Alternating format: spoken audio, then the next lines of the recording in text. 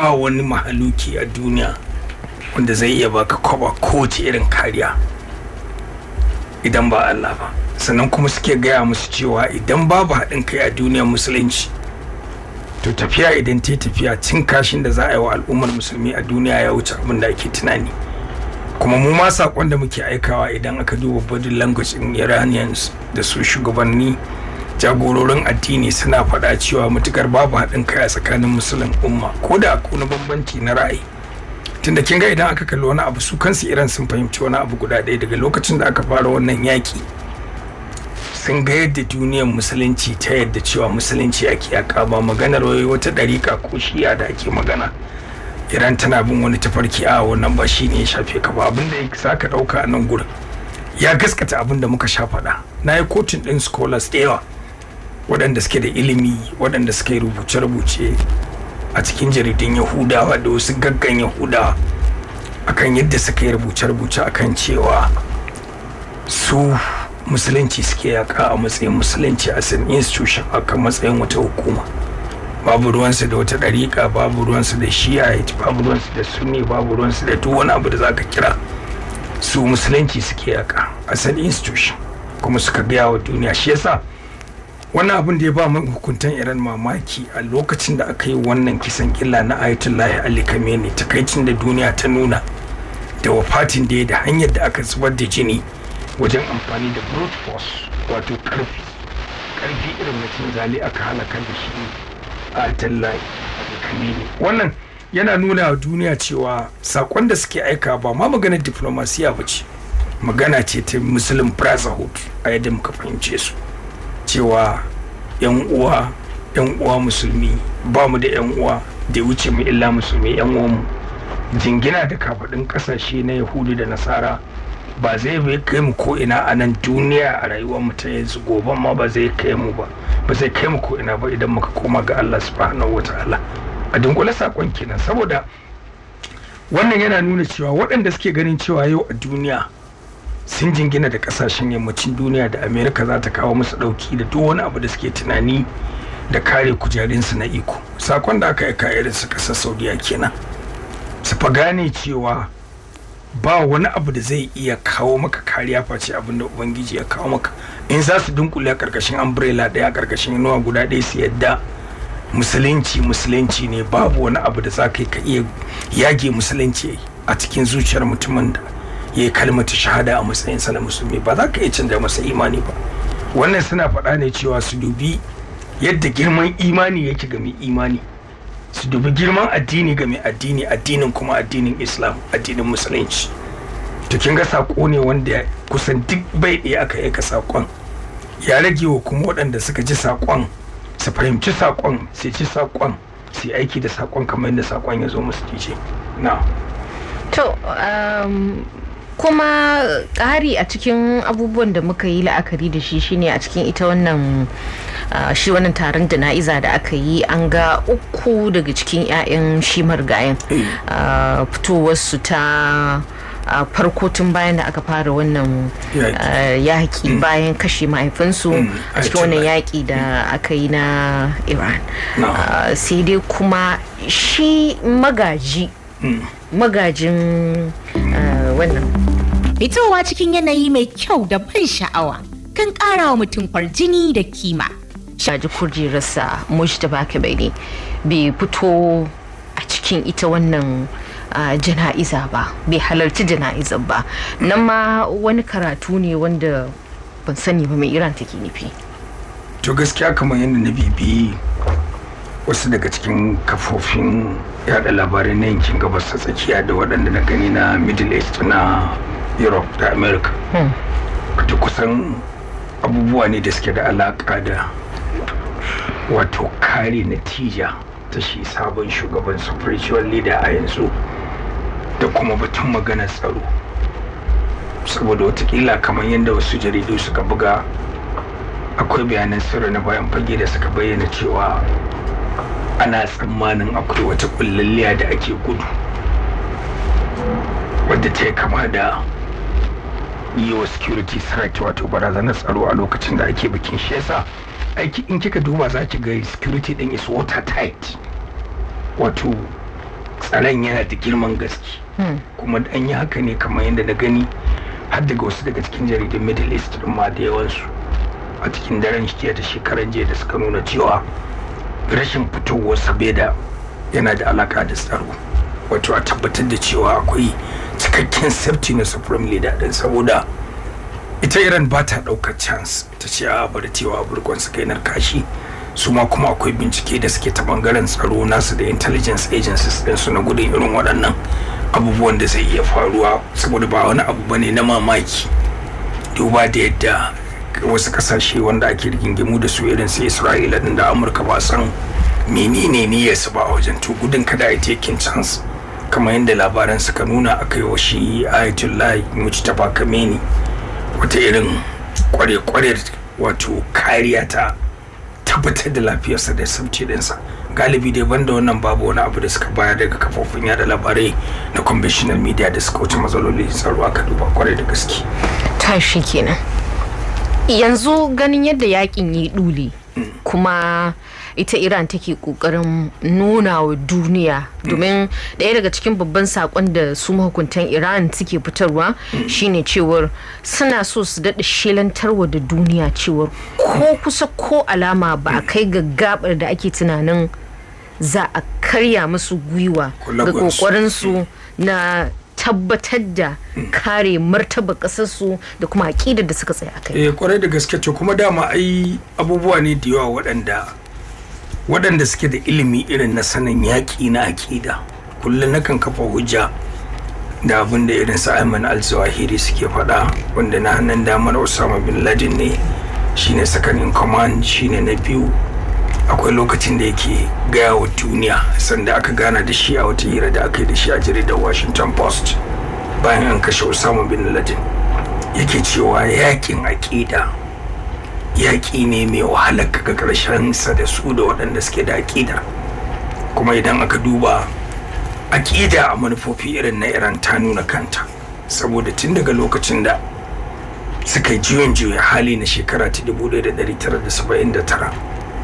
wato kusan sun nuna wa duniya cewa su ba sa gudu don wuya, saboda aka duba irin juyin halin da su Ayatollah Ali Khamenei suka wato shirya tun yana gudun hijira yana exile a France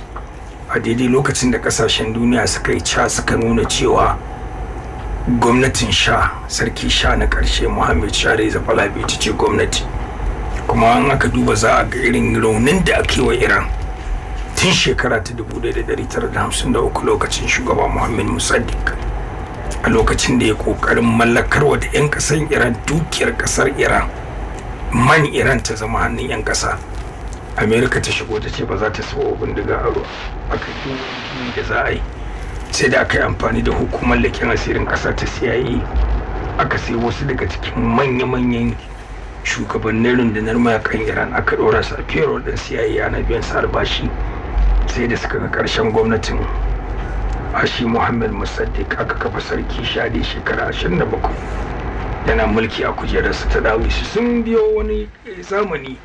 wanda ba wani abu da daren da cemage bai gani ba sai na mutuwarsa. Saboda haka sun fito sun gaya wa duniya cewa gwagwarmaya yanzu muka fara, kuma kamar yadda na faɗa a lokacin da aka yi wa shi Ayatollah kisan gilla shi Ali Khamenei ran 28 ga watan Fabrairu da aka fara wannan yaki day 1 rana ta farko nake cewa to ai wannan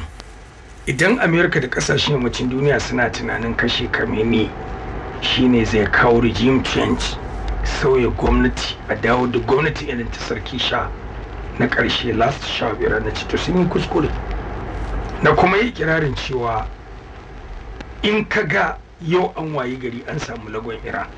to sai dai idan babu wannan ciwon hali da farfadon waɗanda suke ciwon hali, amma inda akwai sauransu a doron ƙasa to ai abu ne wanda ake ganin cewa da kaman wuya gurguwa da auren nesa. Saboda haka dama ita Iran ai sun fito sun faɗa cewa su akan aƙidar da suka gino babu wata barazana, babu wani mahaluki da zai iya tsoratar da su. Na tuna da wani abu da ya kama da abin da ya gaskata furucin da suka yi lokacin da Donald Trump ya yi kirarin da bai taɓa yi ba akan Iran, yake cewa a whole civilization will die tonight. In biki manta wai za a share wata al'umma in kika duba campaign of annihilation ne, wato kusan nunawa ya duk Iran din ma gabaki ɗaya za a shafi ta a doron kasa. Muna shirin mu tattauna, kika tambaye ni Mr. Trump din ƙarya yake,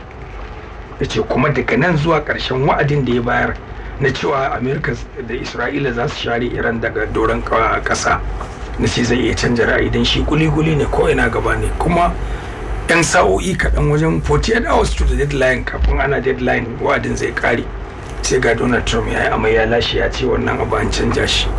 To kin ga su koma hukuntan Iran a lokacin da aka ce za a share Iran daga doron kasa, ai duk wasu gurare masu muhimmanci na Iran, kama ga installations na mai, kama ga strategic places, gurare masu muhimmanci, kama da duk inda dukiya take, sai suka je suka yi forming abin da ake kira human shield. Suka ce suka sa mutane suka ce a'a, in dukiya ake so a kauda dukiyar da mai dukiya, to sai a san cewa wanda ya haka ya ci riba dama da hauni. Trump ya dariya ya ce wai I have never seen such a human being like Iranians people. Shi bai taba ganin waɗansu mutane na daban a cikin mutane kamar mutanen Iran. To saboda haka shi tuni Donald Trump ai wannan notion, wannan batu ya riga ya shiga cikin zuciyarsa, kuma kasashen yammacin duniya na da duk waɗanda suke yaƙi da Iran, kuma an kai kadamin da ya kamata ɗan adam ya kansa tunanin cewa ai ko Iran ta fito fili ko Iran bata fito fili ta gaya duniya cewa suna nan daram akan bakansu, da kuma irin abubuwa da darussa da ilimi da suka koya da huduba da suka samu daga jagororin addini na kasar spiritual leaders, babu wanda zai iya canja su. Kuma yadda za a yarda da magana cewa haka din ne yau America a yadda ake kallon kanta a matsayin mai karfin duniya, ƙasa wadda ake kiranta world superpower, ga ta da arziki, ga ta da karfin soja, ga makamai a jirgi, ga masana'antun kera makamai, amma aka waye gari Iran wadda ake kallanta a matsayin tana ɗaya daga cikin ƙasashe da ake kira developing world, ƙasashe masu tasowa, amma ta ja America a ƙasa. A human history na tarihi ba taɓa yi wa Amurka haka ba.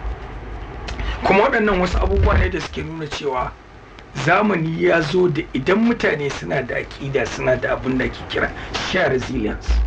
suna da ƙarfin gwiwa, suna da jajircewa, saboda sun yarda da zuciya suke yaƙi. Kuma wani abu da ya shiga cikin zuciyar su shugabannin jagororin juyin juya hali da yan Iran ɗin gabaki ɗaya waɗanda suka ratso zamanin da sarki sha suka yi, suka ratso zamanin da Ayatollah Ali Khamenei suka yi, wato juyin juya hali na shekara ta 1979, sun kwana da sanin cewa ba wani mahaluki a duniya da zai iya zuwa firgita mutanen Iran su sauka daga layin da suka yi imani da shi. Saboda haka ko su gawa duniya ko kar su gawa duniya, action ɗinsu, abin da yake faruwa da abin da yawansu daga lokacin fara yaƙi da kuma matsayin da Amerika yau aka wayi gari mutum ya yadda bai yadda ba, ai ta nuna wa duniya cewa ita da musa takarda ce, abin da ake kira paper tiger. Saboda duk wani abu da za a yi a firgita Iran, an yi, Iran bata firgita ba. Kuma sannan duk wani makami da ake tunani Amerika ta yi shi a duniyar zamani, wanda ake ganin cewa a faɗi makamin, a faɗi scale of destruction, yadda makamin zai yi ɓanna, ya isa ya zama kamar psychological war ne, wani yaƙi ne na tsoratarwa a cikin ruhin jinin wanda ta yi shi. Amma Iran ba ta kasance ta miƙa wuya ba, ko ta tsorata, ko ta firgita, ko ta kalli matsayin abun a barazanar da take ganin cewa idan ta yi wasa da barazanar to za a wayi gari za a yi babu ita, duk ba ta kalli wannan ba. Don haka ko a yanzu a irin hisabin da suka yi da irin alƙalman da suka yi da wanda duniya ta kalla, an riga an san ita abun nan ne da marigayi dan alalo yake cewa wai a waƙar na Ladi Toron Giwa ke cewa gunguman dutse ba ka turuwa kungurmi. To ita ma Iran ne kika duba ta zama gunguman dutse ba ta turuwa kungurmi da. Saboda haka wannan wasu abubuwa ne waɗanda yake darasi ya kamata duniya ta koya, waɗanda za su ke ganin cewa a yau America za ta iya shafe duk wani civilization a duniya, ba ma irin ba. In har akwai wasu ƙasashe da ake ganin haka, to Iran ta buɗe musu abin da ake kira floodgate, ta buɗe musu wata ƙofa da za su rage jin tsoron, da kuma kullum idan suka kalla Amurka ko su Donald Trump ɗin da makaraban gwamnatinsa za su kalle su a matsayin da musu takarda. Don haka in aka tsaya aka duba za a ga wannan na ɗaya daga cikin abubuwa na tsare-tsare. Tunda kin ga wannan ma da ake magana da ita, na gani a wasu kafofin yada labarai wanda kafin a ce an kai ga binne shi Ayatollah Ali Khamenei to za a yawo da shi da gawar a manya-manyan da kasashe cikin har da Iraq. Har da Iraq. Kwarai da gaske, din na gani. Gashi nan za a ɗauki gawar inda za a kai ta har Karbala a can a Iraq, duk daga cikin bangaren na shi wannan makoki da aka tsara za a gudanar. Kuma ɗazu da kake maganar cewar gwamnatin Trump ta ce za ta shafe civilization wato daular da ta yi shekara da shekaru takila tun ba a san ma za a yi tun ba a san ma shi Trump din za a yi. Ai kakansa ma daga Jamus bai zo America ba. To amma misali wannan jana'izar da ake gabatarwa wanda su mahukuntan Iran suka yi itifakin cewar alal akalla mutum miliyan 12 zai halarci sun halarci ita wannan jana'iza. To kin ga in kika duba wannan jana'izar wato babu wata jana'izar da tafi wannan jana'izar mutum miliyan 12 ba 12,000 ba miliyan 12 abin duba ne ina jinki. To kusan martani ne wannan ya zama kamar martani kenan ga mahukunta shi Trump din da kuma gwamnatinsa cewar in ka ce kule a yau mu mun ce cas kwarai da kuma abin da yake nuna shi kanshi akwai in kika duba media skin din da aka ba ya maɗi din da aka bada na mutane miliyan 12 aikin ga ba karamin mutane ba ne ba saboda kuma yana nuna a America cewa ta gane musulunci linzami ne a fi karfin bakin kasa ba wani mutum a duniya da zai iya kuskunda wadda za ta kashe addinin musulunci ko karsashinsa. A Jerusalem Post ta kawo hikayen nan wadda na karanta ta wani Yahudi tammi a cikin Yahudan kasar Bani Isra'ila wanda yake cewa mu yau a duniya babban abin da ya tsone mana ido shine barazanar da muke fuskanta guda biyu ce a duniya. Akwai barazana ta mulki irin na gurguzu wanda aka yi a rusasshen tarayyar Soviet Union da Eastern Satellite da kuma barazanar da muke gani ta musulunci. Amma yanzu kamar yadda ya rubutu a jaridar Jerusalem Post yake cewa mun ga ƙarshen barazana guda ɗaya, saura barazana guda ɗaya. Mun ga ƙarshen gurguzu a Turai ta gabas da Rasha, yanzu saura musulunci ya rage mana, mun ga ƙarshen shi a doron ƙasa. Dan uwansa Behuda ya bashi a rubuce da sunan martani, abinda mu a media muke kira da janda, yake cewa a'a ka ce mun ga ƙarshen ɗaya daga cikin biyu shine gurguzu, amma mu ce sai mun ga ƙarshen ɗayan daga cikin biyun shine musulunci. Ya ce yana da wahala, ya ce saboda mai addinin ya yi alkawari zai kare addininsa kuma daga nan har end of the universe a ƙarshen duniya to babu wani abu da zai iya kare duniyar musulunci. To kin ga magana ce ta fito daga bakin Behude dan uwan Behude da sunan martani akan abin da Behude dan uwan sai faɗa. Saboda haka yawan mutanen nan da suka shiga duniya wanda kafofin yada labarai duk top level propaganda din nan da suke da akwai hanyar da za su iya datse idanun masu kallon mutane miliyan 12 da duk wata hanya, ko hanyar da za a katse intanet na sadarwa, ko hanyar da za a katse dukkan wani abu da yake da alama da communication a duniya. To da suna da hanyar da za su makantar da kowa su masa madindimi kar a ga wannan. Saboda ai maganin fiye da mutane miliyan 12 abu ne da wanda zaka gan shi karara, ba wai abu ne da ya kare a fatar bakin mahukuntan Iran a yadda suke faɗa ba, abu ne wanda ra'ayil aini zaka gan shi. Kuma dama an ce seeing is believing, ko haka gani ya koriji. To saboda haka wannan ba karamar nasara bace ba ga musuluncin kanta, domin duk wanda yake ganin akwai wata hanya da za a ba a karya musulunci da sunan maganar wannan yakin da Amerika take da Isra'ila ya yi kuskure kwarai da gaske. Saboda jana'izar wani bawan Allah ne mutum guda ɗaya a cikin shugabanni da yawan shugabannin duniya yau ya koma ga mahallicin shi, za a yi jana'izar sa aka tara mutane miliyan 12 wa aka taɓa irin wannan sun aika sako wanda za a ci. A ƙarshe halartar waɗannan ƙasashe shi ma yana fitar da wani karatu. A da an ga yadda ƙasashe musamman na Gulf, ƙasashe na musulunci suke ɗari-ɗari da fitar da kowace irin dangantaka tsakaninsu da Iran a fili. ko da dai wannan jana'iza ce rashi akai kuma rashi na babba mai karfin tasiri jagora irin Khamenei to amma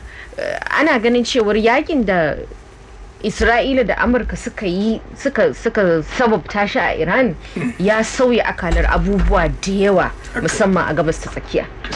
To ganin su irin Saudi Arabia, su Qatar,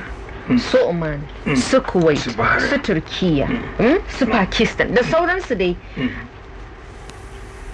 sun halarci ita wannan jana'iza. Shi ma a ce daga cikin abubuwan da suka sauya alakar diplomasiya ne za a ci gaba da ganin kusaci tsakanin kasashen sosai da sosai. Kwarai da gaske to aka mai yadda na yi pointing out na nuni da nake cewa ibtila'in da ya shafi Amerika